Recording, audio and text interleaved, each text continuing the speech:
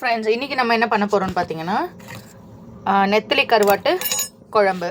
So இதுக்கு தேவையான பொருட்கள் நெத்திலி கருவாடு. ஸோ வந்து வெந்தயம், கடுகு கொஞ்சம் போட்டுக்கோங்க. அதுக்கப்புறம் வெங்காயம், பூண்டு, தக்காளி, கருவேப்பிலை, கொத்தமல்லி இருந்தால் கொத்தமல்லி, ஒரே ஒரு கீரின பச்சை மிளகா. ஸோ பூண்டு நல்லா இடித்து வச்சுக்கணும். ஸோ இதில் ஆல்ரெடி வந்து புளி வந்து தண்ணியில் ஊற வச்சுருக்கேன். குழம்பு மிளகாத்தூள், உப்பு, இதெல்லாம் தான் மெயின் இன்க்ரீடியன்ட்ஸ். ஸோ இப்போ இதை எப்படி ஸ்டார்ட் பண்ணலான்றதை இப்போ பார்க்கலாம். நல்லா சூடாகிடுச்சு. ஸோ இந்த நேரத்தில் வந்து நம்ம வந்து கடுகு, சீரகம் வச்சுருக்குது, சீரகம் இல்லை வெந்தயம். இது எண்ணெய் நல்லா சூடாகிடுச்சு. ஸோ இந்த நேரத்தில் வெந்தயம் அடுப்பு சிம்மில் வச்சுக்கோங்க. வெந்தயம், கடுகு போட்டுக்கோங்க. அதுக்கப்புறம் நம்ம கட் பண்ணி இடித்து வச்சுருக்க பூண்டு, கருவேப்பிலை,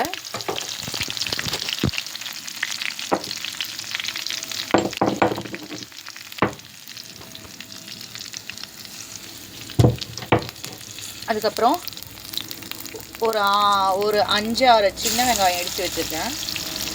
ஸோ டேஸ்ட்டுக்காக போடுறோம். டேஸ்ட்டு உடம்புக்கு ரொம்ப நல்லதும் கூட. சின்ன வெங்காயம் போட்டு நல்லா அப்படி வதக்குறோம். வதங்கட்டும். லைட்டாக உப்பு போடுங்க. ஸோ இதை நல்லா வதக்கி விடுங்க. ஆல்ரெடி எண்ணெய் நல்லா காஞ்சிச்சு, அதனால தான் வெங்காயமும் நல்லா வதங்கிடுச்சு. ஸோ இந்த நேரத்தில் கட் பண்ணி வச்சுருக்க பெரிய வெங்காயம் போட்டுக்கோங்க. வாசனை வருது கமகமன்னு. ஸோ பெரிய வெங்காயம் போட்டுக்கோங்க.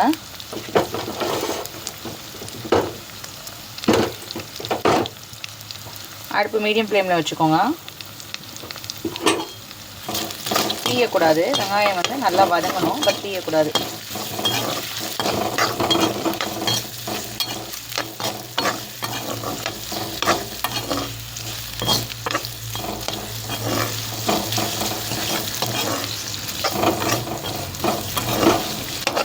நல்லா வதக்கி விடுங்க.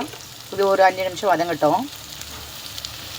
பார்த்திங்கன்னா ஃப்ரெண்ட்ஸ், அப்படியே வந்து கீரி வச்சுருக்கேன். ஒரே ஒரு பச்சை மிளகா போடுறோம்,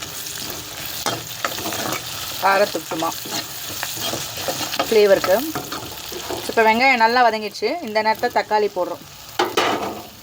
கழுவி கட் பண்ணி வச்சுருக்க தக்காளி போடுறோம். ஸோ இது ஒரு 5 மினிட்ஸ் நல்லா வதக்குங்க. அடுப்பு சிம்மில் வச்சுட்டு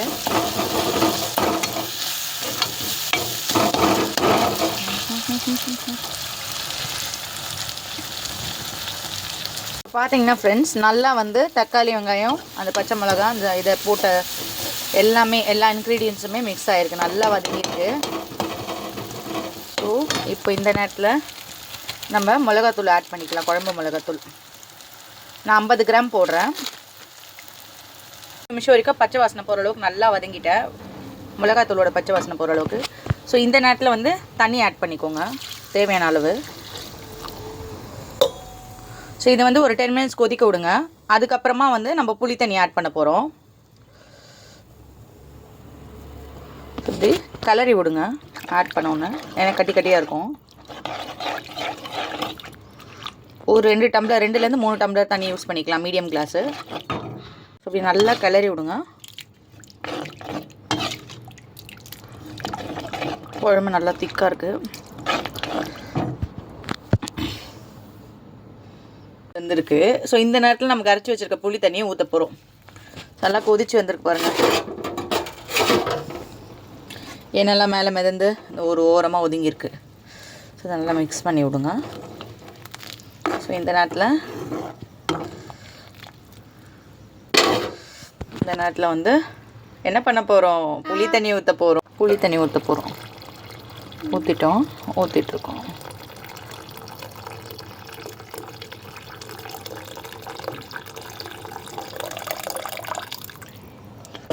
ஊற்றியாச்சு. ஸோ இதை வந்து நல்லா அப்படி கலரி விடுங்க. இது ஒரு 5லேருந்து 10 நிமிஷம் கொதிக்கணும். மீடியம் ஃப்ளேமில் வச்சுருங்க. அதுக்கப்புறம் தான் நம்ம அந்த கருவாடை ஆட் பண்ண போகிறோம். உருளைக்கிழங்கு இருந்தால் கூட போட்டுக்கலாம், ஆப்ஷனல் தான், உங்களுக்கு இருந்தால் போட்டுக்கோங்க. ஓகேங்களா? ஸோ இந்த நேரத்தில் நல்லா கலரி விட்டுட்டு, ஆல்ரெடி மஞ்சத்தூள், போட்டு சுடு தண்ணியில் கழுவி 2-3 தடவை கழுவி இருக்கும். ஏன்னா மண் இருக்கும் அதில் ஜென்ரலாகவே. ஸோ நல்லா வாஷ் பண்ணிவிட்டு வச்சுருக்க இந்த நெத்திலி கருவாடை எடுத்து ஃபைனல் டச்சை ஆட் பண்ணுறோம். ஸோ இப்போது இது வந்து ஒரு 3 to 5 minutes இருந்தால் போதும் மீடியம் ஃப்ளேமில், இல்லைன்னா கரைஞ்சிரும் கருவாடு. ஸோ அதுக்கப்புறம் நீங்கள் அடுப்பு ஆஃப் பண்ணிவிட்டு இது பண்ணிக்கலாம். நல்லா வெந்துருச்சு. ஸோ அடுப்பு ஆஃப் பண்ணிடலாம். 5 minutes ஆகிடுச்சு. ஸோ மறக்காமல் நம்ம இதை ட்ரை பண்ணி பார்த்துட்டு கமெண்ட் செக்ஷனில் கமெண்ட் பண்ணுங்கள், லைக் பண்ணுங்கள், ஷேர் பண்ணுங்கள். மறக்காமல் நம்ம சேனலுக்கு சப்ஸ்கிரைப் பண்ணுங்கள். Thank you friends. நீங்கள் சொல்லுங்கள். இங்கே கீழே இறங்கி வாங்க, கிட்ட வாங்க.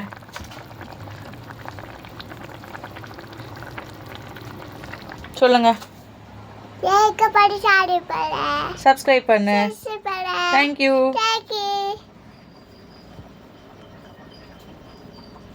உம்மா சொல்லுங்க.